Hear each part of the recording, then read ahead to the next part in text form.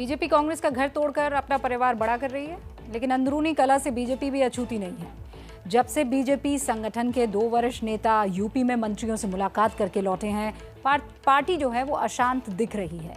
आज योगी आदित्यनाथ दिल्ली पहुंचे। कयास तो कई तरह के हैं, लेकिन पुष्टि किसी ने नहीं की है।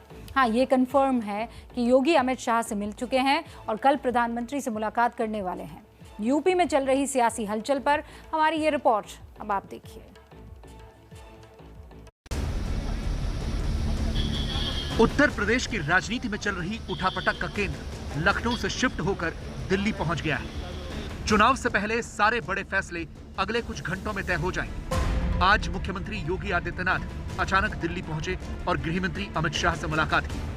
कल सीएम योगी प्रधानमंत्री मोदी से मिलेंगे। माना जा रहा है कि अमित शाह से सीएम योगी की मुलाकात में सारा होमवर्क पूरा कर लिया गया। दिल्ली में बढ़ी इस सियासी हलचल से उत्तर प्रदेश की राजनीति को लेकर चर्चाओं का बाजार फिर से गर्म हो गया। इस मुलाकात के बाद कयास लगाए जा रहे हैं कि उत्तर प्रदेश मंत्रिमंडल में फेरबदल हो सकता है। माना जा रहा है कि नए चेहरों को लेकर दोनों नेताओं के बीच चर्चा हुई। इसके अलावा प्रदेश बीजेपी की कमान भी किसी और को सौंपी जा सकती है। मौजूदा अध्यक्ष स्वतंत्र देव सिंह की जगह किसी और को लाया जाए, ये भी एक बड़ा सवाल है। इसके अलावा इस मुलाकात के बाद पूर्व ब्यूरोक्रेट अरविंद कुमार शर्मा के मंत्रिमंडल में शामिल होने को लेकर भी चर्चाओं का बाजार गर्म है। अरविंद शर्मा पीएम मोदी के बेहद करीबी माने जाते हैं। साथ ही कल ही कांग्रेस से बीजेपी में आए जितिन प्रसाद के नए रोल को लेकर भी चर्चा होने की उम्मीद है। एक तरफ अमित शाह और सीएम योगी की मुलाकात हुई, उसके कुछ देर बाद यूपी की सांसद अनुप्रिया पटेल भी अमित शाह से मिलने पहुंची। अनुप्रिया पिछली एनडीए सरकार में मंत्री थी, लेकिन इस बार ना तो उन्हें केंद्र में कुर्सी मिली और ना ही राज्य में भागीदारी। लेकिन अब उनके लिए भी शुभ संकेत देखे जा रहे हैं। अगले साल की शुरुआत में यूपी में विधानसभा के चुनाव हैं। सियासत की नजर से इसीलिए ये राज्य बेहद महत्वपूर्ण है।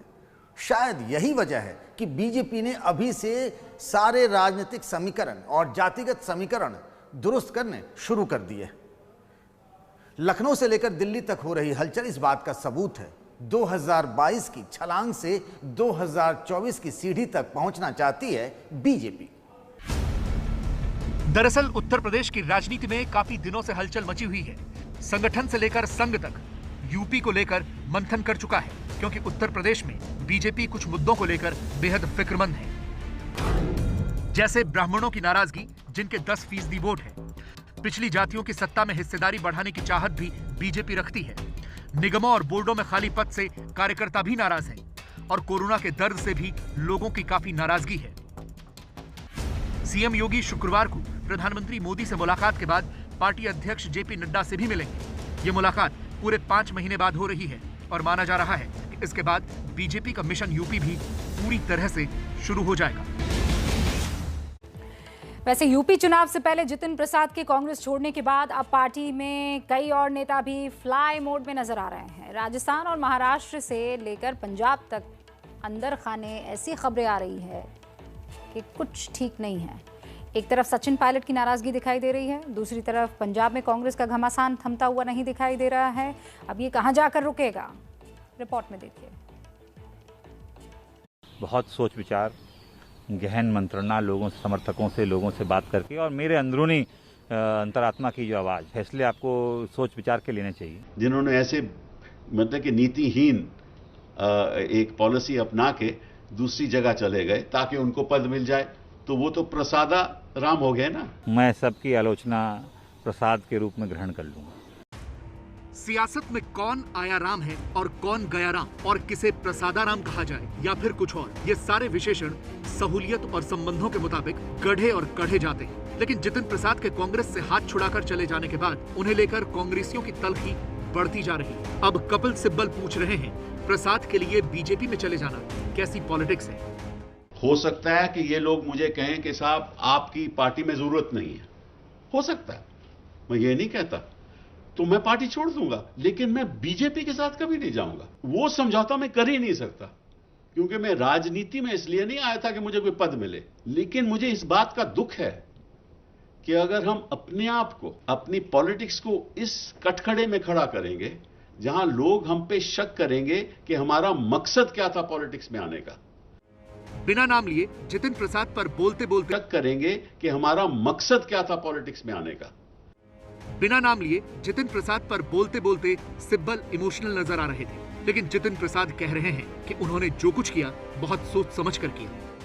बहुत सोच विचार, गहन मंत्रणा, लोगों से, समर्थकों से, लोगों से बात करके और मेरे अंदरूनी अंतरात्मा की जो आवाज़, उन सब को जब हम निर्णय लेते हैं कोई व्यक्ति, तो ये फैसले आपको सोच विचार के लेने चाहिए और लेते हैं, वही मैंने किया।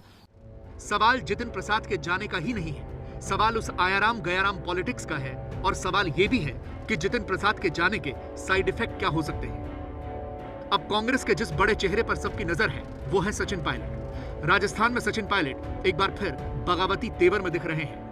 उधर मुंबई में मिलिंद देवड़ा भी कांग्रेस से अंदर ही अंदर खफा है। पंजाब में कैप्टन अमरिंदर सिंह और नवजोत सिंह सिद्धू के बीच का 36 का आंकड़ा किसी से छिपा नहीं है। पार्टी के सीनियर नेता आनंद शर्मा को लेकर भी अटकलों का बाजार गर्म है, और यूपी में राहुल की टीम के आरपीएन सिंह का भी पार्टी से कब मोहभंग हो जाए कुछ कहा नहीं जा सकता। तो ये सब प्रसादाराम है। प्रसादाराम पश्चिम बंगाल में, प्रसादाराम मध्य प्रदेश में, प्रसादाराम कहीं बाकी जगह में भी हैं, ठीक, कर्नाटका में प्रसादाराम है।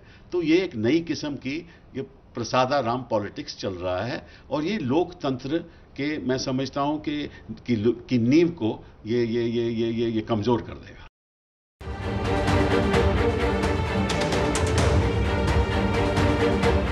इसे संयोग कहें या विडंबना कि सिंधिया, जितिन, पायलट और देवड़ा एक जमाने में राहुल गांधी की टीम का हिस्सा थे और उनके खास दोस्त माने जाते थे, लेकिन कांग्रेस सत्ता से दूर क्या हुई, राहुल के 4 में से 2 दोस्त पार्टी छोड़ चुके हैं और 2 नाराज हैं।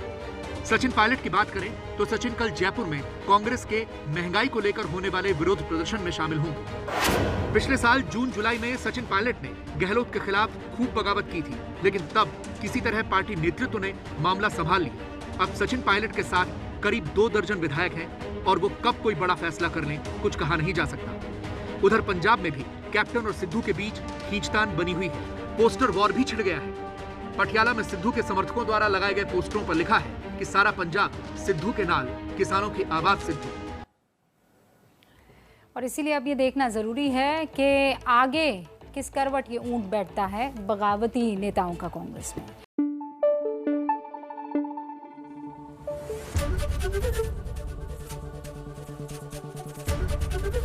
एबीपी न्यूज आपको रखे आगे।